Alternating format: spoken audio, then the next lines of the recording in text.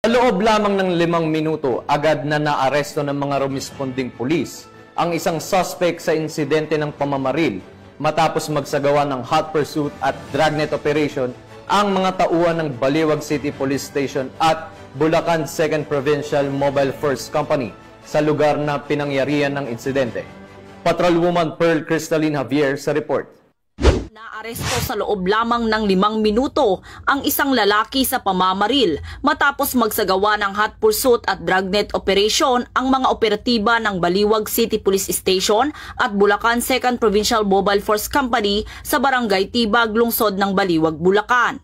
Kinilala ni Police Lieutenant Colonel Jason San Pedro, Acting Chief of Police ng Baliwag City Police Station, ang suspect na lalaki, 45 anyos at residente ng Barangay Sabang, Baliwag, Bulacan. Ayon sa ulat, naganap ang insidente bandang alas 7 ng gabi sa isang inuman na kung saan nagkaroon ng komprontasyon at sinuntok umano ng isa sa mga biktima ang suspect dahilan upang siya ay magpaputok ng baril at saka ito tumakas sakay ng motorsiklo.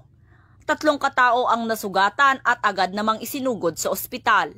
Dahil sa mabilis na pagkakakilanlan mula sa isang saksi, ikinasa ng mga otoridad ang operasyon at matagumpay itong naaresto sa kanyang tahanan.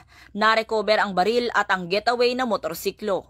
Nahaharap ang suspect sa kasong frustrated homicide at paglabag sa Republic Act 10591 o ang Comprehensive Firearms and Ammunition Regulation Act. Pinuri ni Police Colonel Angel L. Garciliano, Acting Provincial Director ng Bulacan Police Provincial Office, ang mabilis na pagresponde at kahusayan ng kapulisan.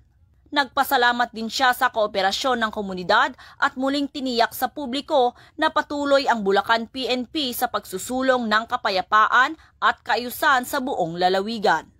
Mula dito sa Bulacan Police Provincial Office, ako ang inyong PNN correspondent, Patrolwoman Pearl Cristalline Javier, alagad ng batas, taga-taguyod ng Balitang Pulis.